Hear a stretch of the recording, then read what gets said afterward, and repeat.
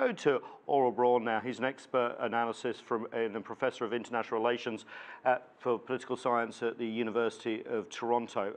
Lot going on in the last hour to keep up with, sir. These indicative votes, they are by nature indicative. We also have the Prime Minister, as Juliet there said, saying essentially that she will go if her deal gets through. What's the most likely scenario to emerge from all this 24 hours of back and forth? It has been really a dramatic time, and in many ways it is perturbing and sad. Theresa May has fallen on her sword.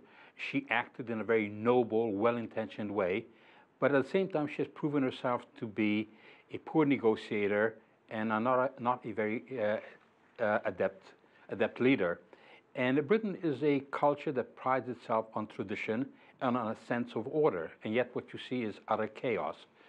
So the only thing that is certain is uncertainty at the moment. And there's so many ifs.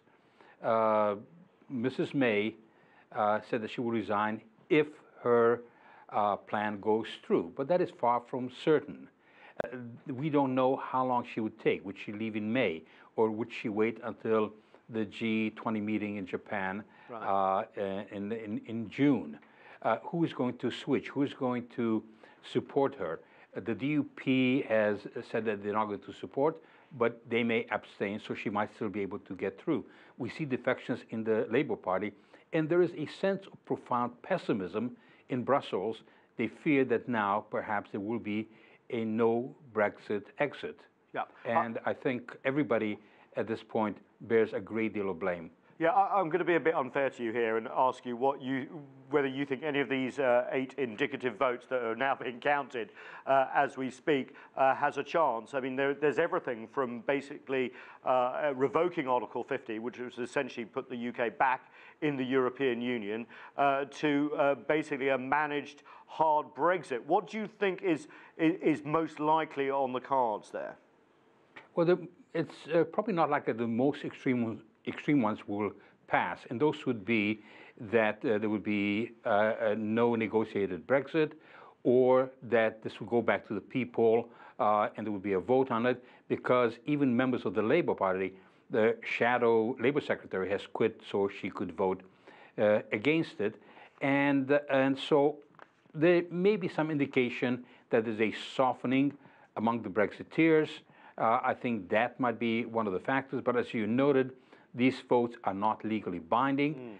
And there is also the procedural problem that the Speaker, Mr. Bercow, has said that unless the new vote is about something that is substantially different, he doesn't want the third round. So there could be also a constitutional crisis. Right. So there is the kind of chaos that is so untypical of Britain, but I think the EU also bears some of the blame because they may have overplayed their hand. One last question, we've got about 30 seconds left. I mean, what does this mean big picture-wise, internationally for the United Kingdom? The Conservatives are making a big deal of the fact that the US ambassador was in the gallery and they want a free trade deal with the US when they come out. But is that likely? What do you see the impact internationally being if and when the UK does withdraw from the EU? We really are looking at two Britons. The business leaders want to stay in the EU because they have profited from it, but there's another Britain that is very dissatisfied with losing their national identity. And you see the struggle for national identity in Italy and elsewhere. So there are problems with the EU, and Britain does have certain options. So if the EU wanted to make an example of Britain by taking such a very tough stand, and I think the Germans are getting somewhat worried about this, I think they have overreached, and that will damage not just Britain, but also the EU. Professor, thank you so much for joining us. Really appreciate it.